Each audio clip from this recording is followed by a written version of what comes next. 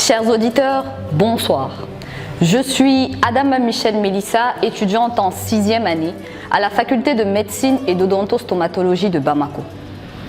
Le sage Amadou Hampâté-Bâ avait pour coutume de dire, je cite, « La parole a horreur de 3 choses. D'être avancée avant le moment propice, n'être pas dite à temps ou être dite après le coup. Il y a donc un moment, un lieu et une manière de parler. » Fin de citation. C'est dans cette logique que nous prenons la parole aujourd'hui, car depuis quelques années, force est de constater que le système de santé au Mali a énormément de mal à répondre aux besoins qualitatifs et quantitatifs de la population. Nous vivons entre mauvais accueil dans les structures de santé, hygiène laissant à désirer, au point où bon nombre parmi nous évitent de se faire hospitaliser par peur d'aggraver leur état de santé. À ceci s'ajoutent des files d'attente interminables, au bout desquelles nous sommes obligés de supporter l'inhumanité, l'expression de la frustration ou encore la mauvaise humeur de certains agents de santé. Ceci est très généralement dû au manque de matériaux de base pour la prise en charge. Tenez-vous bien, dans certaines structures, on n'a même pas de fiches d'ordonnance ou encore de bulletins d'analyse. N'en parlons même pas de l'état du plateau technique ou encore des déchets biomédicaux qui sillonnent les environs. À ceci s'ajoutent les grèves incessantes. Pour couronner le tout, nous avons des agents de santé qui sont moins réguliers et moins productifs dans les structures publiques, contrairement à ces mêmes agents de santé qui, dans les structures privées, sont plus présents et plus actifs. Cerise sur le gâteau, une mauvaise répartition des ressources matérielles, humaines et financières dans les structures de santé. Devant tous ces problèmes, des questions se soulèvent afin de trouver des solutions pour améliorer ce système de santé malien. Non seulement au niveau du gouvernement, mais aussi au niveau même de la population, d'où la thématique de ce soir. Quel enjeu pour le renouveau du système de santé au Mali? Mais avant d'aller plus loin, permettez-moi de définir certains mots-clés qui permettront de mieux comprendre la thématique, à savoir système de santé, enjeu et renouveau. Selon le dictionnaire Le Larousse, enjeu se définit comme ce qu'on perd ou gagne. Pour ce qui est de renouveau, le Centre national des ressources textuelles et lexicales le définit comme étant l'apport d'un caractère nouveau, original à quelque chose. Quant à système de santé, selon l'Organisation mondiale de la santé, c'est toutes les organisations, personnes et actions ayant pour première intention de promouvoir, restaurer et maintenir la santé. Il faut préciser quelque chose. Devant les critères de l'Organisation mondiale de la santé régissant les systèmes de santé, le Mali est plus un système de soins qu'un système de santé proprement dit. Très chers auditeurs, au vu de tout ceci, la question sur le bout des lèvres est donc de savoir quelle est la solution adéquate pour un système de santé plus performant au Mali. Dans un monde en constante évolution, la première richesse d'un pays n'est pas l'or, l'argent ou encore les ressources énergétiques. La première richesse d'un pays, ce sont ses hommes et des hommes en bonne santé. Sachant aussi que, selon la nouvelle constitution du Mali, en son chapitre 1, article 10, je paraphrase, « Tout citoyen a le droit à la santé et à la protection sociale ». D'un autre côté, un grand économiste stipule que pour faire grandir l'économie d'un pays, le gouvernement doit avoir un plan d'action clair. En plus de cela, des travailleurs en bon état de santé et aussi un système de motivation de ces travailleurs qui peut passer à la fois par des primes ou encore bien d'autres choses.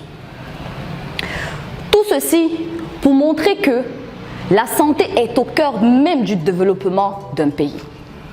Le richissime Bill Gates disait, je cite, « Montrez aux gens les solutions, les problèmes, puis montrez-leur les solutions, ils seront plus incités à agir. » Fin de citation.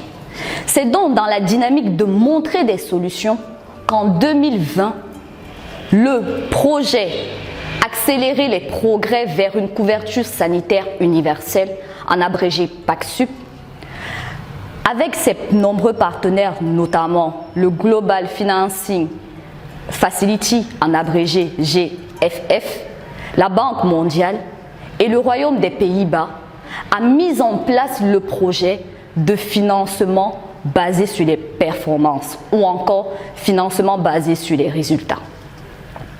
Pour faire plus simple, le FBR est une approche de réforme des systèmes de santé en particulier, où les travailleurs, en plus de leur salaire, gagnent 40% de ce salaire-là en fonction de l'évaluation des résultats qu'ils auront produits.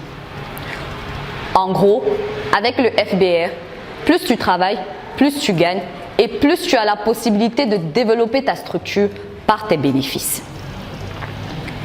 Ceci voit le jour grâce aux 3 objectifs principaux du FBR, à savoir l'obtention d'une bonne qualité des services, l'utilisation efficace des ressources et une équité lors de la répartition des ressources disponibles. Et cela passe par les 7 théories du FBR qui se résument comme suit. Une analyse des systèmes qui permettent d'inculquer des valeurs de choix publics et non privés, permettant ainsi de promouvoir et faciliter la bonne gestion publique, la bonne gouvernance, la décentralisation, ceci dans le but d'avoir une économie de santé beaucoup plus rentable.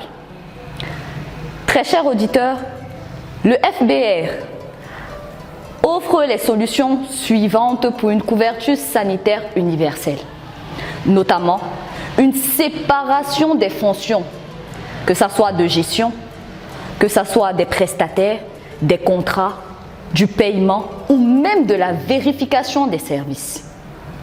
En plus de cela, le FBR offre aussi une stimulation de changement de mentalité, permettant aux travailleurs d'être beaucoup plus engagés.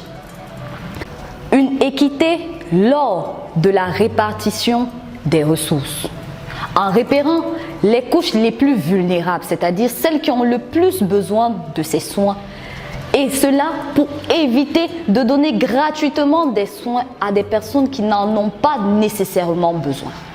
À ceci s'ajoute une efficacité lors de la distribution ou la répartition des ressources, en commençant par les périphéries vers le niveau central. En plus de cela, le FBR assure une autonomie de gestion à ces structures en fonction, bien évidemment, des dispositions établies par l'État. Pour terminer avec une bonne gestion des recettes et des dépenses. Très chers auditeurs, le FBR a été testé initialement en Afrique, et ça au Rwanda en 2010, qui par la suite a étendu ce projet sur tous ces systèmes de services. Après, d'autres pays ont pris en marche le train, notamment le Mali en 2020. Et les progrès sont juste phénoménaux.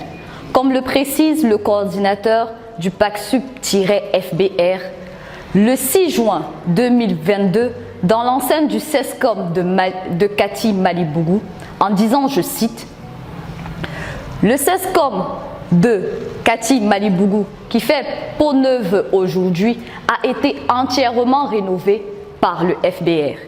Il faut noter aussi que le FBR a construit près de 600 bâtiments, 265 bâtiments rénovés pour plus de 120 laboratoires construits.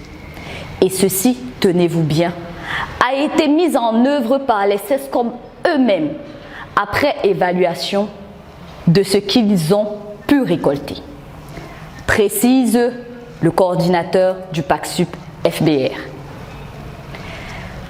tellement de progrès en moins de 3 ans. Chose qui encourage et montre un nouvel horizon très radieux pour un système de santé malien plus performant. Comme le confirme l'ancien ministre de l'époque, ministre de la Santé, Madame Djeminatou Sangaré, ce même jour en disant, je cite, « Le PACSUP FBRE est un outil précieux pour l'obtention de la couverture sanitaire universelle au Mali. » Fin de citation. Très chers auditeurs, mesdames et messieurs, ce qui est certifié par des structures et des personnes qui continuent de bénéficier de ce projet. Maintenant que le projet tend vers sa fin, nous nous disons qu'il serait plus que nécessaire que les partenaires renouvellent ce dernier au vu de tous les résultats considérables qu'il a apportés en si peu de temps. Pourquoi pas donner à nos agents de santé des meilleures conditions afin qu'ils puissent exprimer leur génie comme le fait nos FAMA aujourd'hui? Ou encore, pourquoi pas faire en sorte d'avoir plusieurs structures de santé publiques avec le même standing que les structures privées afin d'avoir une couverture pour tous et non pour un certain nombre de personnes. Sachant que ce problème de couverture sanitaire universelle est un souci réel des populations et vu que le gouvernement de transition est dans la dynamique de résoudre les réels problèmes de la population, comme le précise le chef du gouvernement, Premier ministre, le docteur Shogel Kokala Maïga, le 9 décembre 2023, lors de l'inauguration d'un centre d'accès universel à Konombougou pour les scolaires, en disant, je cite, « Le président de la transition a instruit au gouvernement de veiller à ce que les actes qui sont posés soient des actes qui répondent aux problèmes concrets des populations. » Fin de citation.